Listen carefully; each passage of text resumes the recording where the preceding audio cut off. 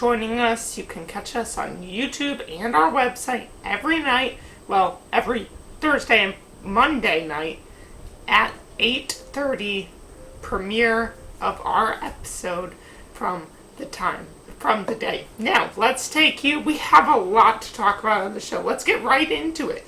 I show you what's on the show tonight. Well, the inflation report for July just came out. Bit of good news there. We'll talk about how Democrats are reacting to this, plus the AP, or how do you say it?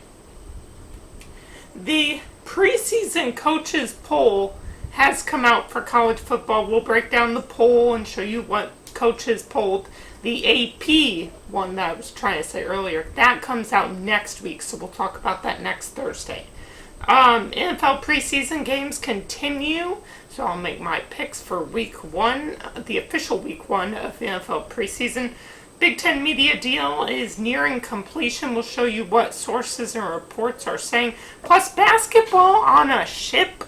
We'll talk about that later on in the show. You don't want to miss that. But first, we want to begin with tonight's focus. Tonight's focus is on that July inflation report, which came out yesterday morning. So Wednesday morning at 8:30 in the morning, we were there covering it and getting you the facts. Now, let's show you what the inflation report has shown. You see on your screen, I'll read it off here. 8.5 is 8.5% is the July inflation percent. June's was 9.1%, so it's down about 0.6% from June. Now, one thing I want to show you, let's show you this chart again. We showed you this last time. We talked about how President Biden was blaming other people for inflation. Now, Democrats are accepting all the credit for why it's going down. One thing for this, we were kind of expecting it to drop. You see it's starting to drop a little. Has inflation peaked? Well, it's a good question. Average gallon of gas right now, $4 on average across the 50 states. About a month and a half ago in June, it was at $5 a gallon, just over $5.01, I think. So anyway, gas prices have gone down. That's what we were expecting. And so we were expecting a drop in the inflation number as well. Now, Democrats are already waving their pom-poms, doing their cartwheels, accepting all of this, and saying they're helping bring down inflation. Well, one thing we can't see in this number, Congress just last week in the House and the Senate passed a bipartisan chip bill, which allows for to make semiconductors, a bunch of other stuff, but they're putting more money into the economy. Take a look at this. It's 64 to 33 vote in the Senate, including some Republicans who voted for this. $280 billion was just put into the economy. Not good. This is not what you should be doing to bring down inflation. To bring down inflation, you need to slowly ease out of it and not just keep putting more money in. Take a look at this. The Senate passed a bill with all 50 Democrats and all 50 Republicans opposed. 50 Democrats approved it, 50 Republicans opposed. The vice president had to come in and break the tie, and of course it passed. Kamala Harris wanted to do something, so she came in and passed the bill. Now, take a look at this. What's in this bill? It's called the Inflation Reduction Act. Doesn't even include reducing inflation. I want to read you this article coming from NPR, which is coming from this. Let me show you what's in this bill.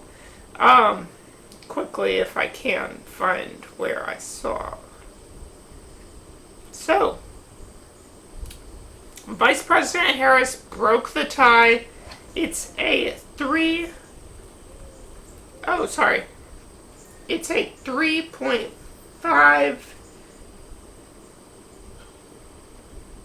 a 3 I believe I'm reading that wrong though. Here it is. It's roughly $370 billion for things like tax credits for electric vehicles and money for renewable energy programs. This has nothing to do with inflation.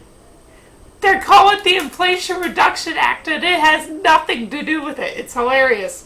They think they're getting away with it, but you see, it's all about tax credits for electric vehicles and all toward their green energy policies. This is why all 50 Republicans opposed, and now I apologize for messing that up in that long delay, so my bad, that was kind of awkward, but $370 billion.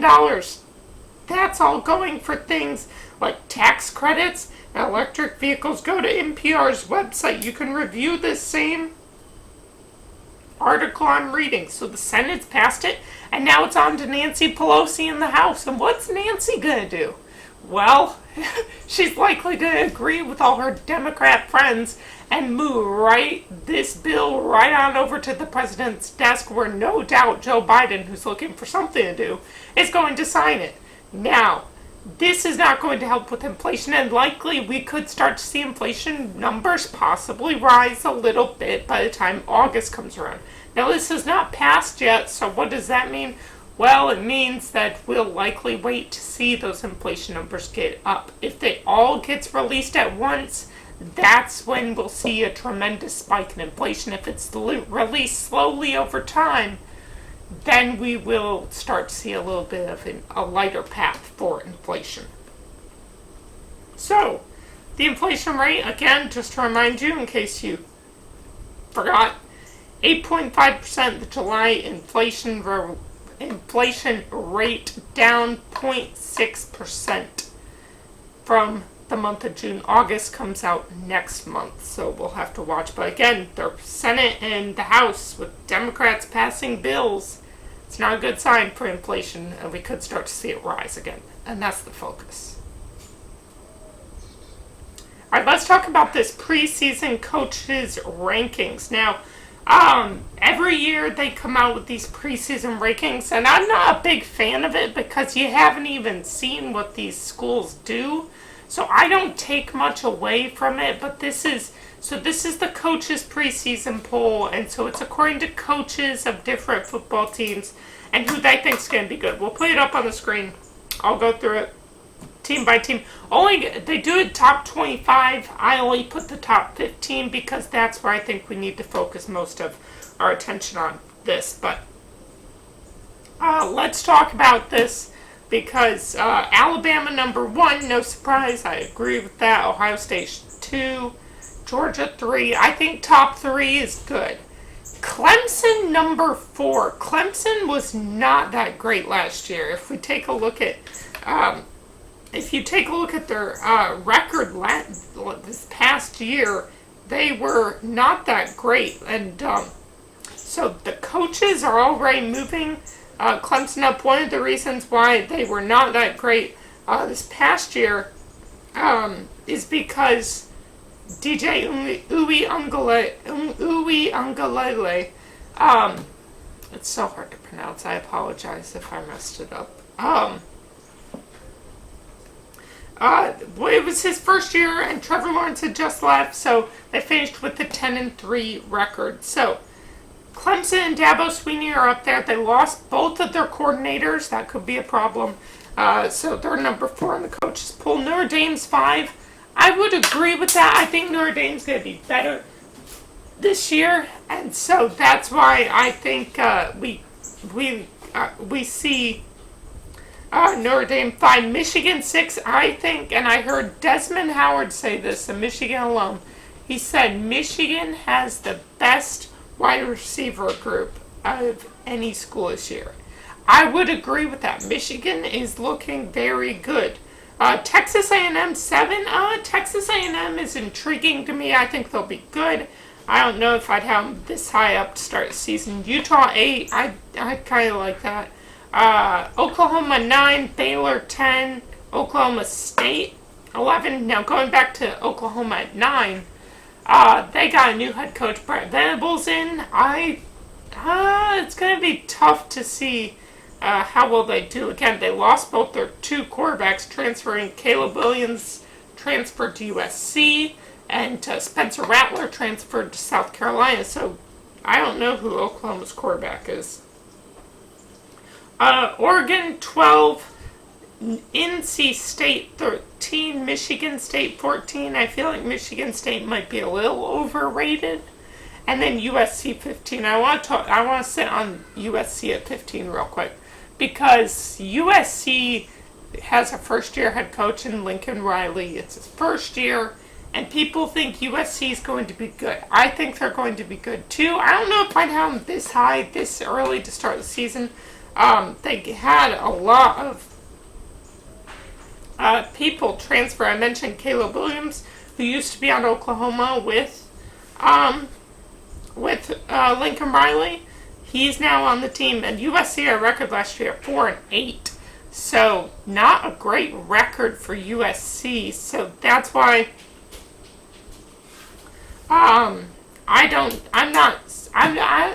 guess it's okay. The AP poll comes out next week, and that's the official poll. So we'll talk about that a lot as we get closer to next Thursday.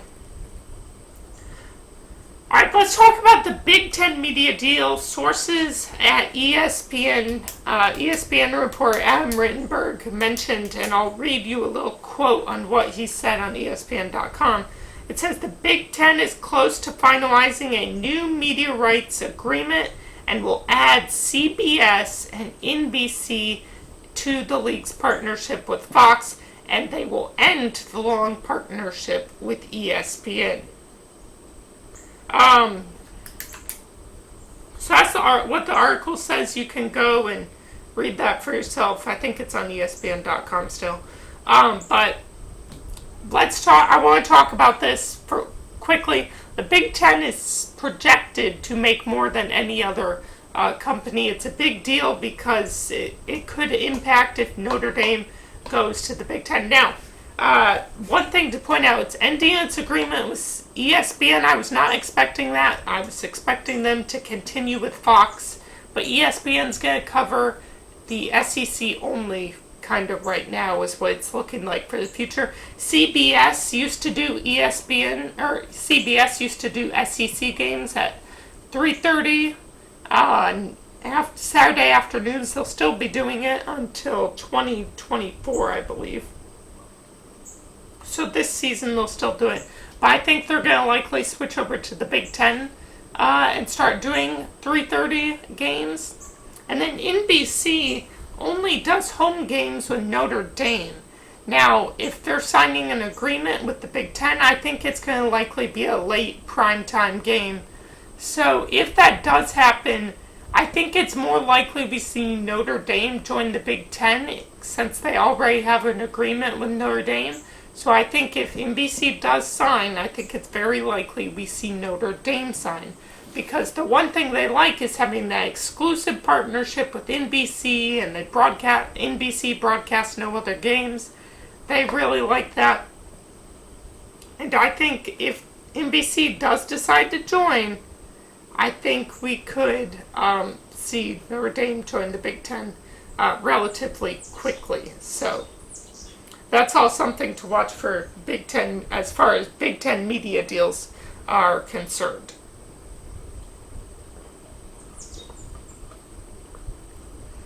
All right, let's move on to NFL preseason games. Last week was the Hall of Fame game.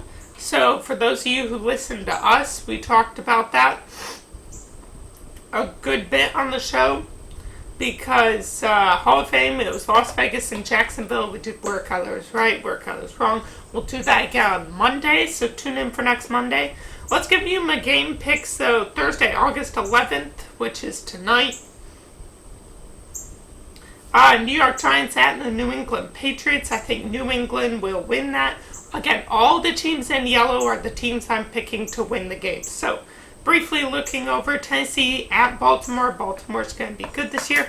And one thing to point out with all the preseason games is most of the time, especially for the first two preseason games, backups usually play. So, it doesn't matter at all. It's just for the fun of it. I like to pick it.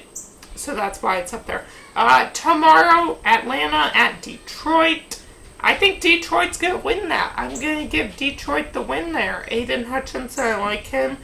I think he will play. I think, don't fact check me. I just think, in my opinion, Cleveland at Jacksonville. Cleveland wins. Arizona at Cincinnati. I think Arizona wins. New York Jets at Philadelphia. I think Philly wins. Green Bay Packers at San Francisco. I think San Francisco wins. Let's move on to Saturday's games. Kansas City at Chicago. Kansas City wins there, I believe. Carolina Panthers at Washington Commanders. Commanders win. Indianapolis at Buffalo. The Buffalo Bills will win that. Seattle at Pittsburgh. Pittsburgh wins. Miami Dolphins at Tampa Bay. Tampa Bay will win that. New Orleans at Houston. New Orleans wins that. And Dallas at Denver. Denver wins. And then Los Angeles Rams at Los Angeles Chargers. I got the Rams winning that. Let's move on to Sunday's games. There's only one. Minnesota at Las Vegas. Las Vegas beat Jacksonville. I think they will beat Minnesota as well. One thing I want to point out about preseason games, I think it's so unique how different areas or teams from the relatively same area will play each other in preseason games. That always makes it kind of fun. Again, both Los Angeles teams will play. Miami, Tampa will play. There was another one I saw. Where is it? New Orleans, Houston will play. It's just a bunch of fun, interesting games, and that's kind of like what I like about preseason. The only thing is it doesn't count, so there's really no point in paying it close attention because it doesn't really mean anything for the season. Now, to the fun segment you heard me talk about at the top of the show. Basketball on a ship. Yep, you heard that right. Michigan State versus Gonzaga. So, I want to read this article. It's on foxnews.com. You can probably just search it if you want to find it. But college basketball will play on an aircraft carrier. Yep, Tom Izzo and Michigan State will return to San Diego Bay to face Gonzaga on the flight deck of the USS Abraham Lincoln on Veterans Day. It will be shown on ESPN's Armed Forces Classic on November 11th. So, Abraham Lincoln's on deployment right now and is likely going to be due back later this summer into September. That's when they'll start to build that basketball court. So, very interesting. College basketball games have not been played on a ship since, let me see that number, 2012, and when only 2 of the 4 games were scheduled that fall were played. Because of weather, it was moved indoors. So hopefully we see good weather there, but I always just think that's very interesting. So, again, Michigan State and Gonzaga will be playing on an aircraft carrier on Veterans Day. The only thing that would make it better was if Michigan was playing. But I won't take it personally. Alright, this has been Nightly Focus. We'll see you again on Monday. We'll do where Cuyler was right, where Cuyler was wrong, and so much more. Hopefully you will tune in for that again. And then next Thursday we'll talk about the AP Top 25 College Football Preseason Poll.